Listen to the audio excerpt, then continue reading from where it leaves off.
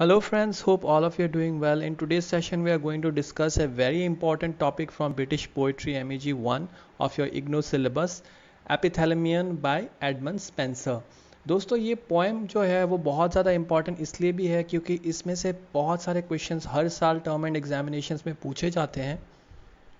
So basically Edmund Spencer's Epithalamion is an ode written to his bride Elizabeth Boyle। दोस्तों ये जो Epithalamion है वो बेसिकली एक ओड है जो एडमंड स्पेंसर ने अपने ब्राइड के लिए लिखा है, एलिजाबेथ बॉयल। ओड का मतलब होता है दोस्तों एक lyrical poetry on their wedding day in 1594। It was published in 1595 in London by William Ponsonby as a part of a volume entitle Amoretti and Epithalamion. अभी आपको याद होगा, अगर आपने मेरे वीडियोस फ्रीक्वेंटली देखे हैं तो मैंने एमोरेथी से भी एक क्वेश्चन डिस्कस कर रखा है और इस प्लेलिस्ट में वो वीडियो भी है।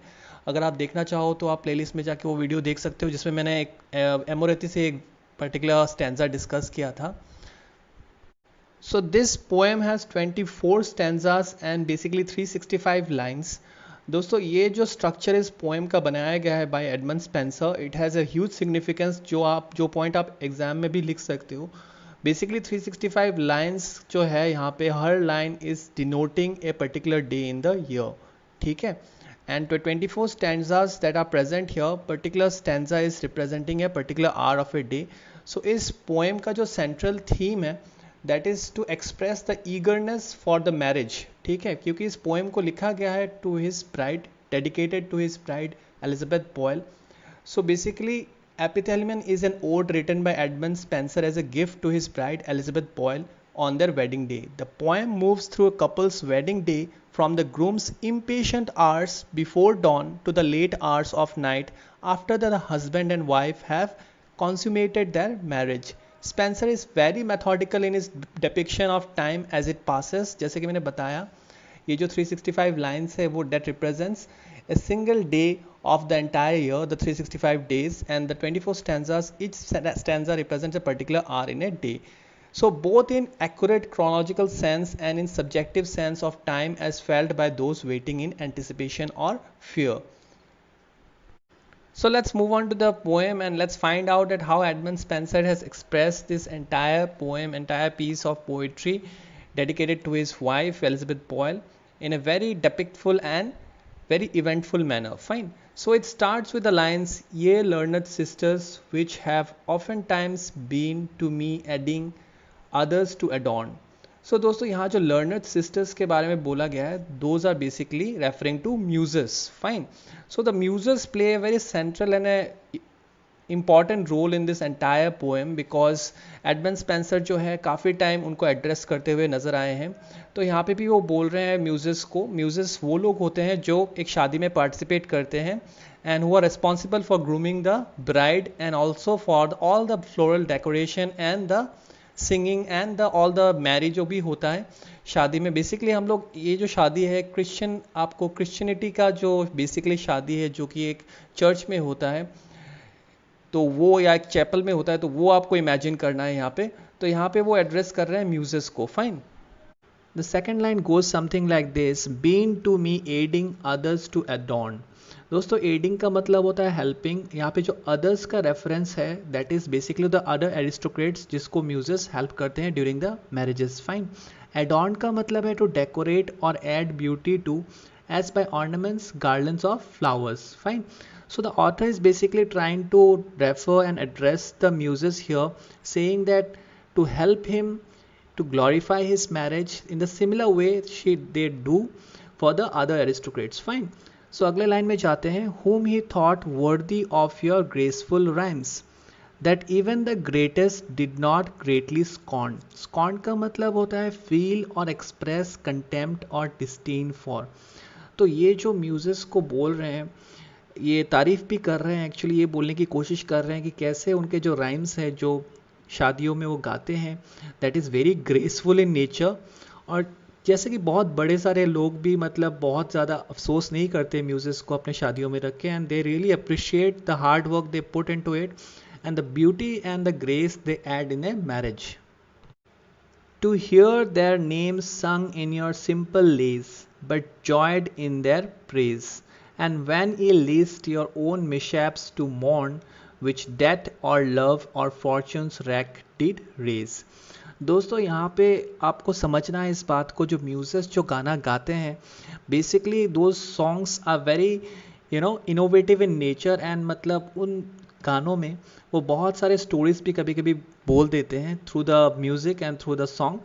सो यहाँ पे ये रेफ़र किया जा रहा है कि उन गानों में जो म्यूज़िक गाते हैं ड्यूरिंग द वेडिंग, वहाँ पे बहुत सारे लोगों के नाम भी लिए जाते हैं, और वहाँ पे बहुत सारे it's like a good praise in a good humour गाते हैं वो लोग।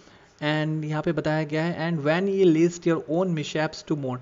तो इसका मतलब ये है दोस्तों कि कभी कभी म्यूजिक क्या करते हैं, अपने जो वेडिंग सॉन्ग्स हैं उसमें अपने दुख भरे दास्तान भी बोल देते हैं या बयान करने की कोशिश करते हैं। ठीक है, ये कभी कभी होता है। तो मॉर्न का मतलब होता है फील और show sorrow for the death of someone, अफसोस करना, दुख प्रकट करना। ठीक है, वो थ्रू गाने कभी कभी गा देते हैं।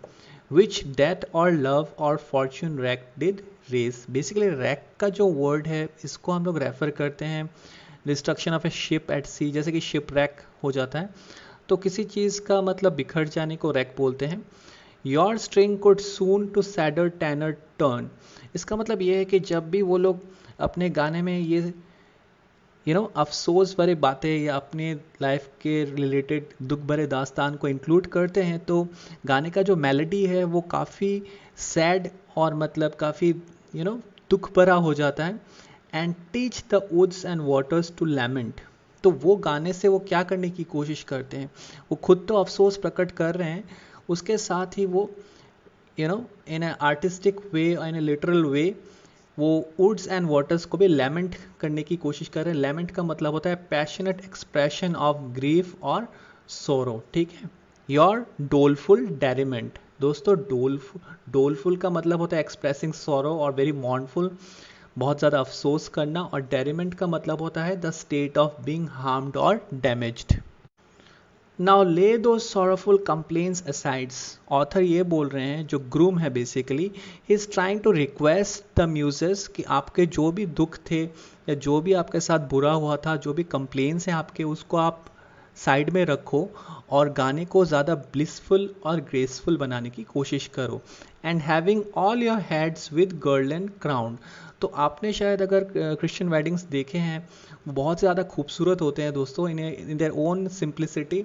वहाँ पे जो मतलब म्यूजिक होते हैं वो एक क्राउन पहनते हैं अलॉन्ग विद द ब्राइड, जो लोग रहते हैं एक गार्लैंड का होता है क्राउन, आपने शायद नोटिस किया होगा। Help me mine own loves praise to resound. तो वो ऑथर जो है, जो ग्रूम है, वो ये बोलने की कोशिश कर रहे हैं म्यूजिक को कि उनको हेल्प करने के लिए, ताकि वो अपने शादी को, अपने जो वेडिंग है उसको बहुत ज़्यादा खूबसूरत बना सके। Ne let the same of any be envied. Envied का दोस्तों को मतलब है feeling of discontent with regard to another's advantage.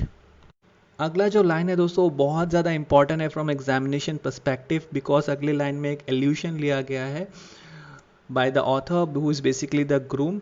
यहाँ पे बताया गया है, so Orpheus did for his own bride. Basically दोस्तों ऑर्फियस कौन है, सॉन ऑफ ए म्यूज, और म्यूज जो थे उनकी माता जो थी उनका नाम था Calliope, patron of epic poetry, and Oeagrus king of Thrace.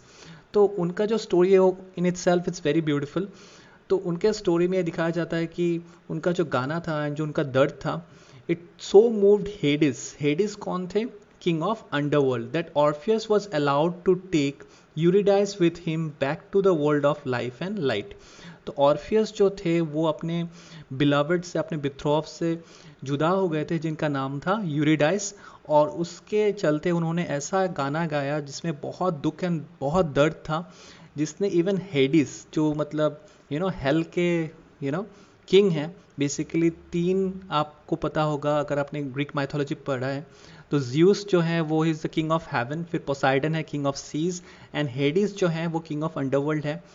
तो king of underworld is all responsible for after life. ठीक है, तो ऑर्फियस के गाने से प्रभावित होके, इम्प्रेस होके उन्होंने ऑर्फियस को, यूरिडाइस को ले जाने दिया इवन आफ्टर दैट। ठीक है, तो यहाँ पे ऑथर जो है, ग्रूम जो है, वो बेसिकली बोल रहे हैं कि उनका जो प्यार है, वो उनका जो गाना है, should be compared with Orpheus, it should be like Orpheus. ठीक है, so unto myself along will sing. मैं वो गाना गाता रहूँगा और उस गाने को कोशिश करूँगा कि ऑर्फियस की तरह होगा ना, the woods shall to me answer and my echo ring. So this line is also very important because इस लाइन को हर स्टैंजा के एंड में दोहराया गया है।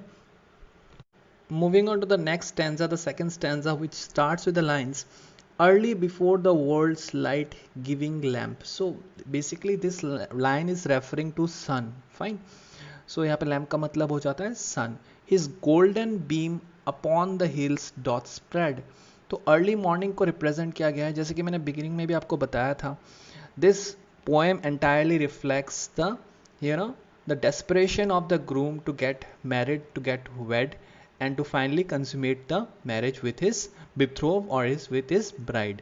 तो यहाँ पे बताया गया अर्ली मॉर्निंग का टाइम है जब सन निकल आया है, सूरज निकल आया है। Having disperse the night's uncheerful time, तो रात का वक्त जो है वो ख़त्म हो चुका है, ठीक है। डॉय यू अवेक, इसका मतलब है वेक द ब्राइड, ठीक है। तो वो यहाँ पे भी म्यूजिक को एड्रेस करते हुए नजर आ रहे हैं।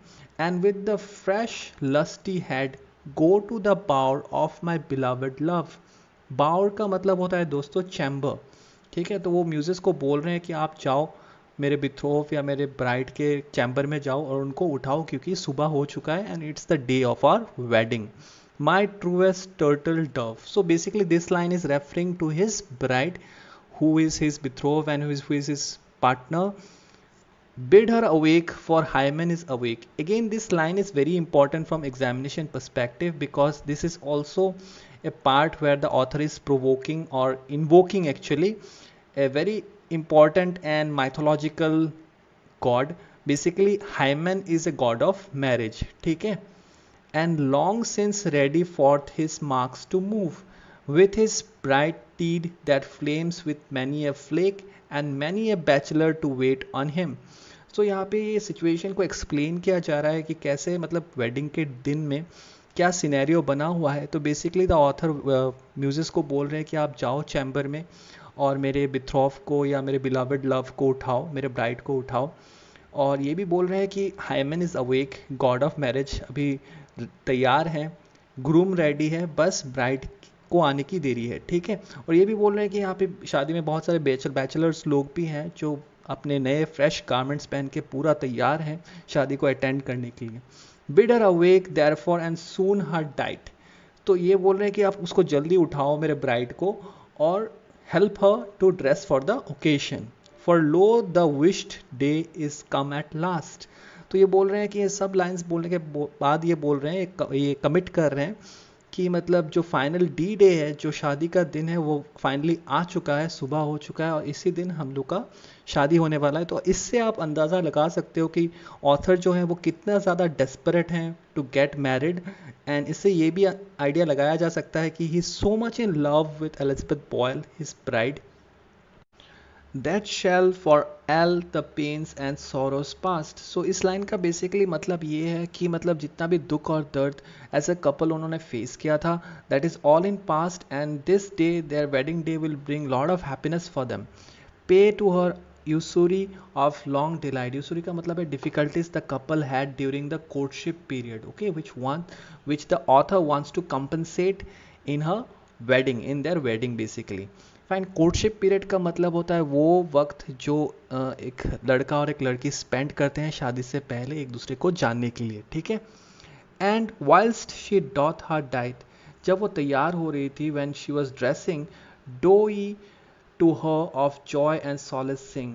तो वो म्यूजिक को बोल रहे हैं कि जब वो तैयार हो रही होगी तब आप गाना गाओ, sing to her and give her comfort, ठीक है। तो एक एटमॉस्फेयर, एक सिचुएशन, एक एनवायरनमेंट बनाओ जिससे she feels very good and like very approachable and very graceful before her marriage. इस स्टैंजा का भी एंड आप देखोगे उसी लाइन से हो रहा है जिससे फर्स्ट स्टैंजा का एंड हुआ था, that all the woods may answer and your echo ring. So the third paragraph starts with a beautiful line by the author saying that bring with you all the nymphs that you can hear.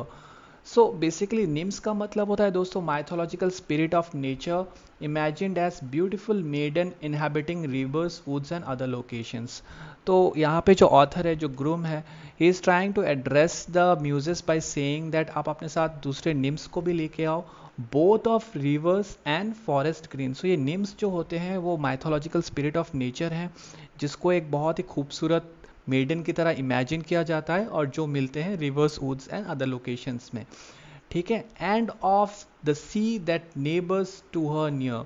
तो यहाँ पे ये भी बोल रहे हैं कि जो रिवर्स एंड फॉरेस्ट है उसके आसपास जो नदी है उसके सामने भी अगर कोई है तो उसको भी आप लेके आओ, all with gay garlands goodly well beseen. Goodly का मतलब होता है कंसिडरेबल इन साइज और क्वांटिटी, एंड बिसीन का मतलब होता है हैविंग और मेकिंग ए गुड अपीयरेंस। तो ये बोलने की कोशिश कर रहे हैं आप अपने साथ निम्स को लेके आओ और अपने साथ बहुत ज़्यादा फ्लावर्स को लेके आओ, ठीक है। क्योंकि एक वेडिंग में जो क्रिश्चियन वेडिंग्स होते हैं बेसिकली वहाँ पे फ्लावर्स का एक बहुत सिग्निफिकेंट रोल होता है गार्लैंड्स बनाने के लिए, and also the actually they don't interchange garlands but decorative जो है, डेकोरेशन जो है उसको करने के लिए गार्लैंड्स का बहुत ज़रूरत होता है। And let them also with them bring in hand another gay garland.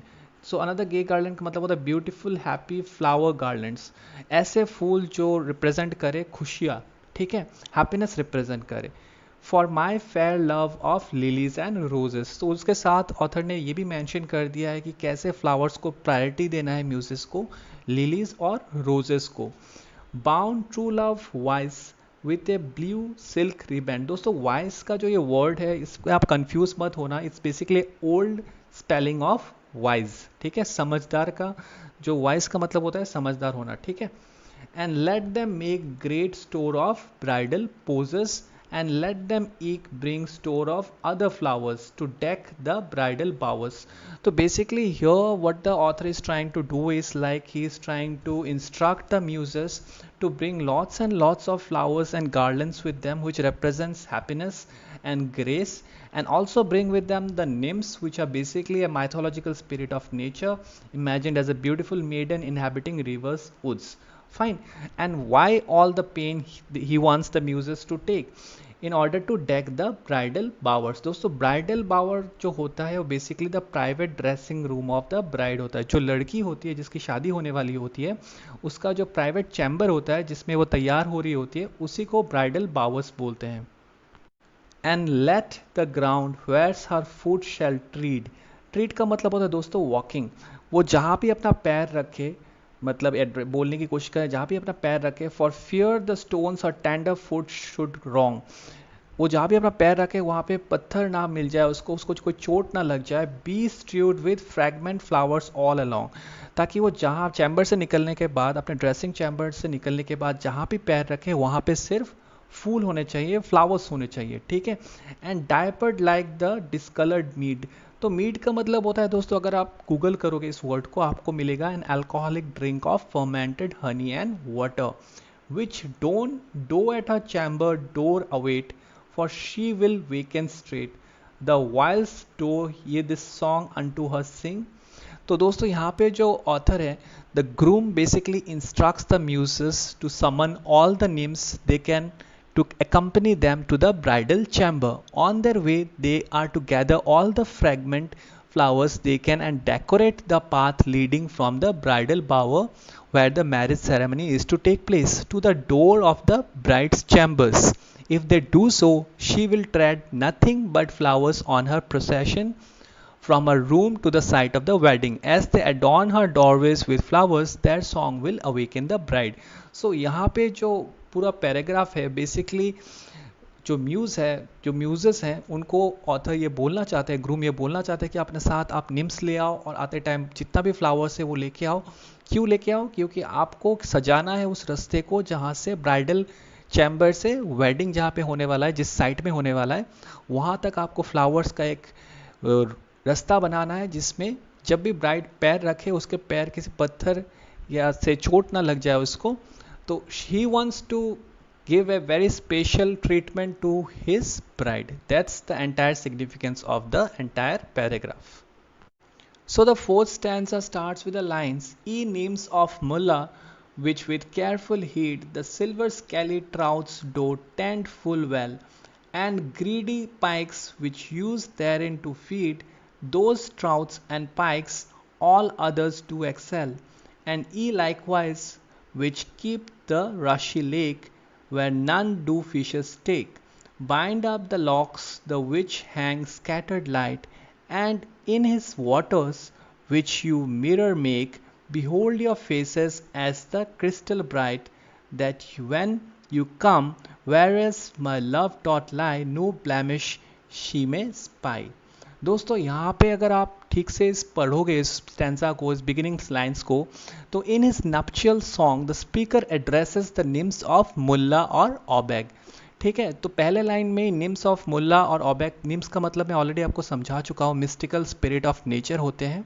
तो यहाँ पे भी थोड़ा बहुत माइथोलॉजी को रेफर करते हुए निम्स ऑफ मुल्ला और ओबेग को रेफर किया गया है, कंसिडर किया गया है. The river that flows across the speaker's estate. He also addresses the nymphs of Kilcolman lake who look after silver trout and pikes there. ठीक है, तो जो निम्स हैं they are responsible for what is going on in the lake और the rivers. He invites them to the bride's chamber. तो वो क्या करता है, उन सारे निम्स को जो ग्रूम है वो इन्वाइट करता है to the bride's chamber. But before they attend to the bride he wishes that they should clean their own hair and bind them properly. वो ये भी ऐड करता है, अगर आप इस लाइन को अच्छे से पढ़ोगे, यहाँ पे जो लिखा हुआ है कि bind up the locks the which hang scattered light, तो उसका मतलब यही है कि वो ये चाहता है कि जो निम्स हैं जो थोड़े बहुत अनऑर्गेनाइज्ड हैं वो ठीक से ड्रेसअप होके आए, ठीक से अपने बाल को बांध के आए, ताकि उसकी ब्राइड को जो है उठ के जब वो सुबह उठेगी on a wedding day she will be very happy. ठीक है, तो they should also wash their faces clean with water before they approach his bride so that his beloved may not see any blemish on their faces. blemish का मतलब होता है दोस्तों कोई भी दाग धब्बा. ठीक है, so any room of error should not be there. So यहाँ पे इस लाइन को अगर आप पढ़ोगे, no blemish she may spy, कोई भी ऐसा चीज़ उसको देखना नहीं है उसके ब्राइड को, एलिजाबेथ बॉयल को, जिससे उसको अफसोस हो अपने वेडिंग डे में. Fine.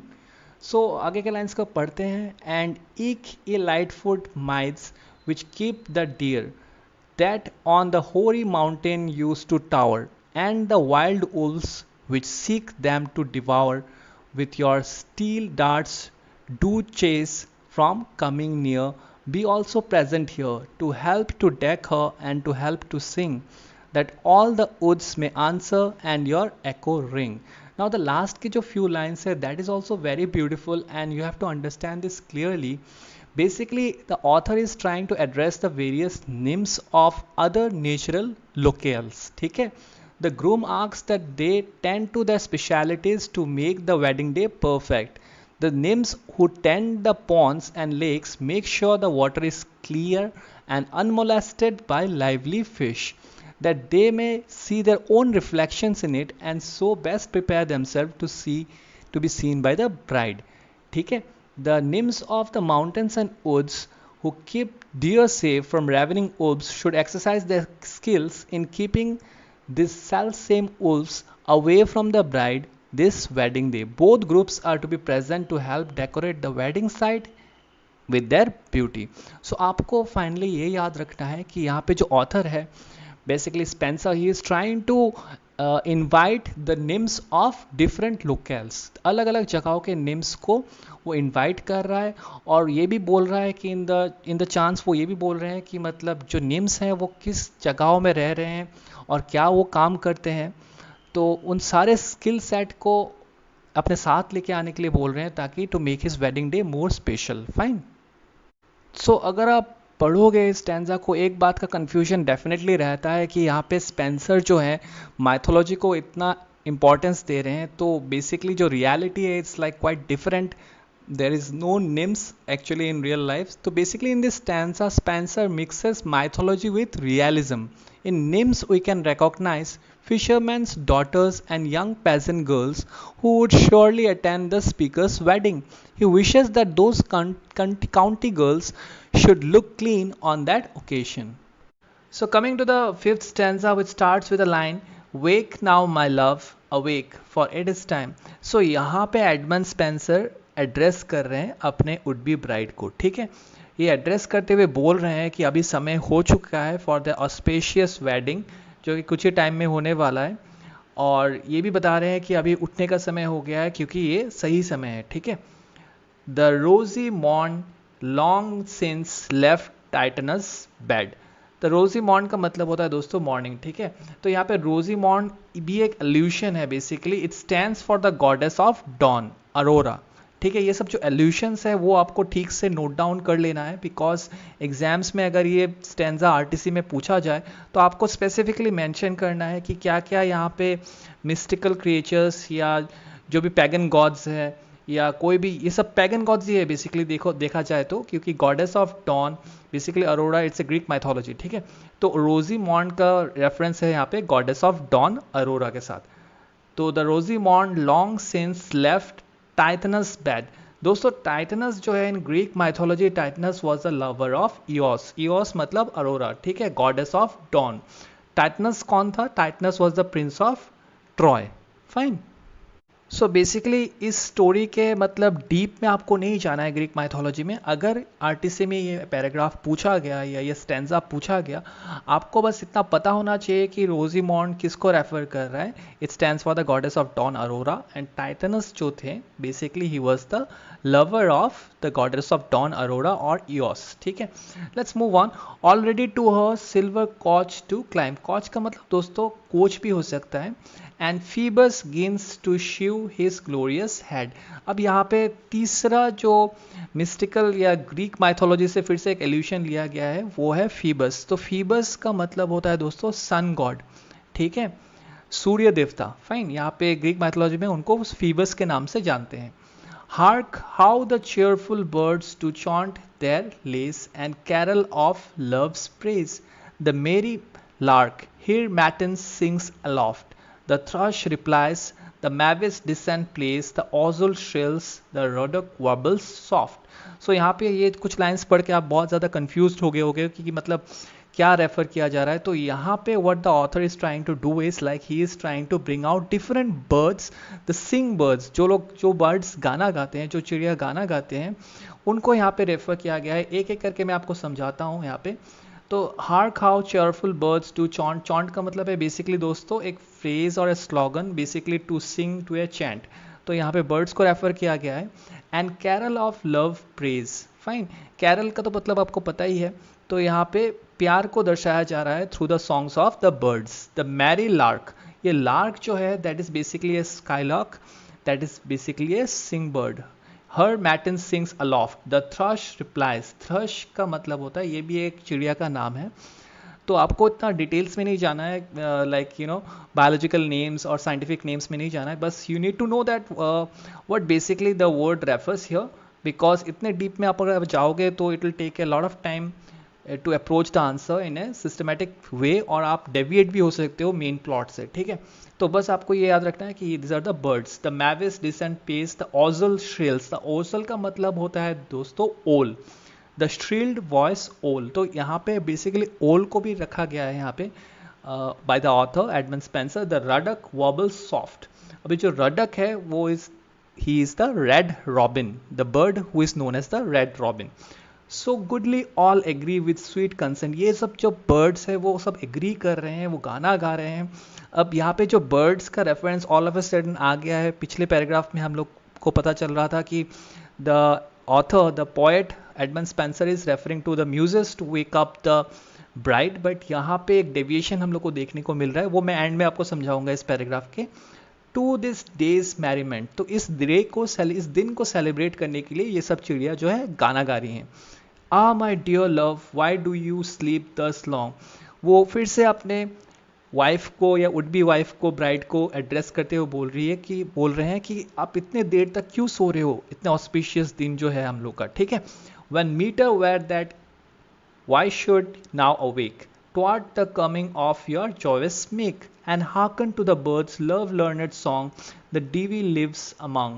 For they of joy and pleasance to you sing, that all the woods them answer, and their echo ring.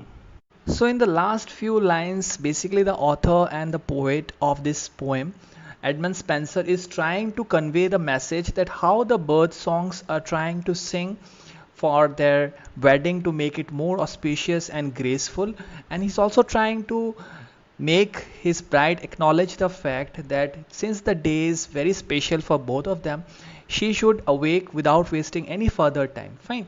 सो ये है जो लास्ट के फ्यू लाइन्स है उसका मतलब. ठीक है, अगर आप इस स्टैंजा 5 को समराइज करना चाहो तो basically the groom here addresses his bride directly even she is not present to urge her to awake. Sunrise is long since gone, and Phoebus, the sun god, is showing his glorious head. The birds are already singing, and the groom insists their song is a call to joy directed at the bride. दोस्तों ये बात आपको नहीं भूलना है कि कोई भी पोएम का अगर आप तैयारी कर रहे हो, स्पेशली आप एपिथेलमियन जैसे पोएम्स का अगर तैयारी कर रहे हो, क्योंकि ये पोएम बहुत ज़्यादा लेंदी है, even if it is very long, I strongly recommend not to just directly read the summary of the entire poem and go in the exam to sit for the exam. Because इसमें क्या होगा, अगर आपको poem से कोई भी stanza या कोई भी पर्टिकुलर 5 लाइन उठा के आपको दे दिया गया तो आप उसको डिकोड नहीं कर पाओगे, आप समझ नहीं पाओगे कि कौन से पोएम से इसको डाला गया है या कौन सा पर्टिकुलर रेफरेंस में ये दिया गया है. तो basically the best way to approach the British poetry is to read the entire poem even though it is very long. I also understand that it becomes very difficult and tedious because the syllabus of British poetry is very vast. But again, you have to understand the fact that in order to pass this paper, in order to get some decent marks, you have to read the poems. Fine. So if you try to do a critical analysis of stanza 5, what happens here is the mythical figures of Rosie Dawn. जैसा मैंने बता चुका हूँ कि Rosie Dawn यहाँ पे क्या है? It stands for the goddess of dawn, Aurora. टाइटनस है यहाँ पे. ग्रीक माइथोलॉजी में टाइटनस कौन थे? He was the lover of Aurora और Eos. And Phoebus are here invoke to continue the classical motive of the ode. देखिए, आपको हर paragraph में ये ध्यान रखना है, ये स्टैंजा में ध्यान रखना है कि किस चीज़ को इन्वोक किया गया है, कौन से एल्यूशंस को लिया गया है, in order to understand the poem and have to have a proper clarity. So यहाँ पे thus far it is indistinguishable in context from a pagan wedding song. दोस्तों यहाँ पे जो ये entire जो शादी हो रही है यहाँ पे आप देख पा रहे होगे कि जो ऑथर है वो कितने ज़्यादा डेस्परेट है, और इन डेस्परेशन में what he is trying to do, he is trying to invoke different gods, like pray to different gods. invoke का मतलब बेसिकली प्रेइंग ही हो जाता है दोस्तों.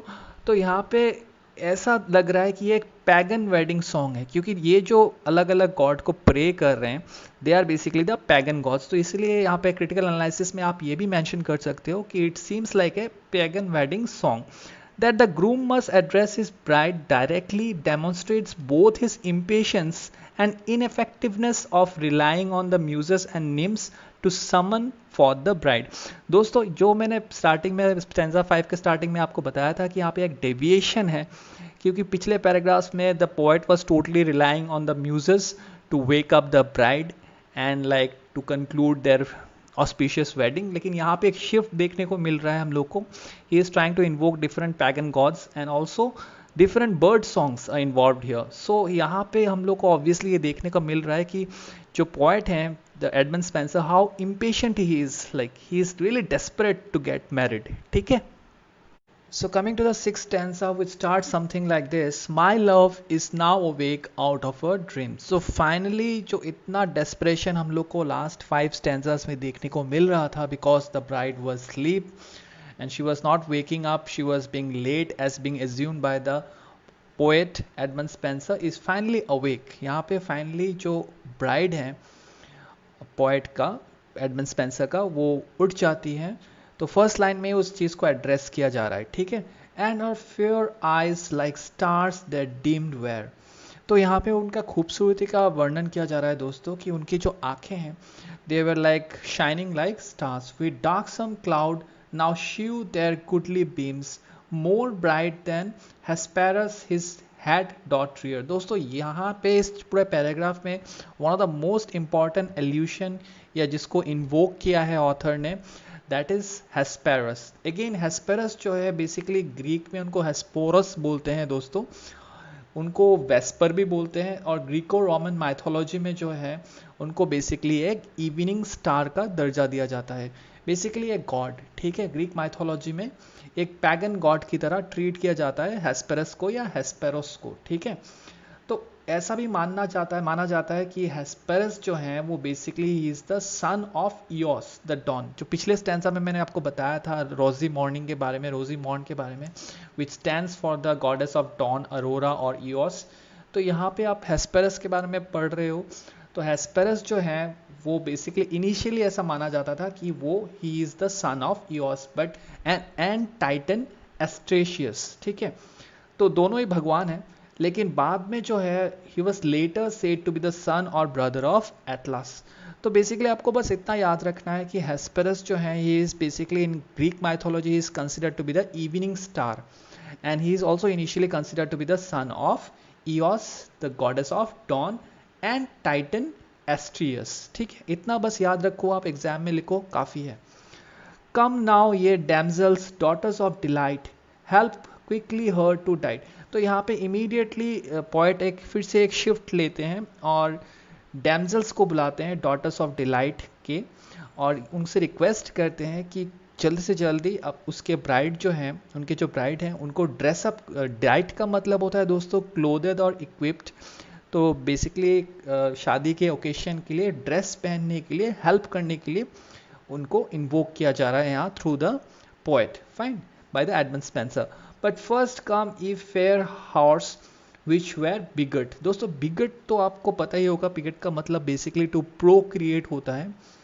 वायलेंस बिगट्स वायलेंस, तो ठीक है, जो अगर वायलेंस करोगे तो वायलेंस लेके बहुत पॉपुलर फ्रेज है, आपको पता होगा। तो उसी का रेफरेंस यहाँ पे डाला गया है। बेसिकली वायलेंस का मतलब वायलेंस नहीं डाला गया है, लेकिन यहाँ पे बिगट का मतलब मैं आपको समझा रहा हूँ, जिसका मतलब है प्रोक्रिएट, ठीक है।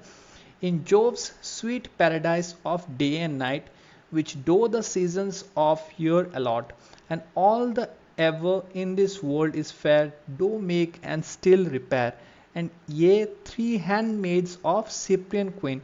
अब थ्री हैंडमेडन्स को यहाँ पे फिर से इन्वोक कर रहे हैं पोएट एडमंड स्पेंसर। उसको भी मैं आपको एंड में फिर से इस स्टैंजा के एंड में डिटेल्स में आपको समझाऊंगा। The which do still adorn her beauty's pride, help to adorn my beautifulest bride, and as her array still throw between some graces to be seen, and as ye used to Venus to her sing, the whilst the old shall answer and your echo ring. So basically if we try to summarize the entire stanza 6, the bride has finally awakened। ये हम लोग को देखने को मिल रहा है पहले line में कि जो ब्राइड है Elizabeth Boyle, she has finally awakened and her eyes likened to the sun with their goodly beams more bright than Hesperus। तो यहाँ पे जो पोएट हैं, जो एडमंड स्पेंसर, ये बोलने की कोशिश कर रहे हैं कि उनका जो ब्राइड है वो इतनी खूबसूरत है, और जबकि वो सुबह जब उठती हैं तो उनकी जो आंखें हैं that seems like goodly beams, fine, more bright than Hesperus. Hesperus कौन थे? जैसे कि मैंने आपको बिगिनिंग में समझाया था, evening star, basically a pagan god. The groom urges the daughters of delight to attend to the bride. जैसे कि मैंने बताया पोएम में ये मेंशन किया गया है, डॉटर्स ऑफ डिलाइट को इन्वोक कर रहे हैं पोएट कि अपने वाइफ और ब्राइड को ड्रेस करे, ठीक है, ड्रेस पहनाने में हेल्प करे, to attend to his bride but summons to the hours of day and night the seasons and the three handmaids of Venus to attend as well. ठीक है, जो हैंडमेड्स, थ्री हैंडमेड्स हैं basically of Venus हैं। Venus is again a pagan god दोस्तों Greek mythology में। तो यहाँ पे आप लोग को देखने को मिल रहा है कि सिक्स स्टैंजा में भी लॉर्ड ऑफ ग्रीक माइथोलॉजी, बहुत ऑफ मिस्टिसिज्म को पोएट इन्वोक कर रहे हैं in order to make the entire speech very attractive and very provocative। ठीक है, he urges the later to do for his bride what they do for Venus, sing to her as they help her dress for her wedding। So this is the video guys. In this video I have discussed the first 6 stanzas of Epithalamion by Edmund Spenser in details. I'm pretty sure that you have understood everything in the first 6 stanzas. In case if you have any other doubts in the first 6 stanzas, then do feel free to comment below in the comment section. Also a special shout out for Dhanu Jaswal, one of our subscriber who has requested this video Epithalamion, and I would like to say that this is not the end of the video. इसके बाद भी मैं कुछ 2-3 videos इसके parts लेके आऊँगा जहाँ पे मैं रेस्ट ऑफ द स्टैंजास को बहुत ही डिटेल्स में डिस्कस करूँगा। And yes, for everyone who is listening to this video, who is watching the video, a special request कि दोस्तों अगर आपको ये वीडियो पसंद आया तो do feel free to comment, and आपका जो ओपिनियन है do definitely share it with us, it specially mean a lot to me. And आपके सारे कमेंट्स को मैं पढ़ता हूँ एंड उसका रिप्लाई करने की भी कोशिश करता हूँ, एंड कोशिश करता हूँ कि आप जो रिक्वेस्ट करते हैं उसको जल्द से जल्द अपलोड कर पाऊँ। In case if there is any delay, do forgive us because there is a lot on the plate. And हम लोग कोशिश कर रहे हैं कि जो दिसंबर में जो होने वाला एग्ज़ाम है of the first year MEG 1, MEG 2, MEG 3 and MEG 4, उसको हम लोग पूरा कवर कर लें बाय दिसंबर। तो in case if there is anyone who is listening the video for the first time and who has not subscribe the channel yet, so it's a request कि अगर आपको ये channel पसंद आए तो आप definitely subscribe करो। Obviously अगर आपको कंटेंट ठीक लगे तो आप सब्सक्राइब करना। There is no one forcing, there is no forcing around, and like yes, as usual, by the end of this video, God bless you and thank you all.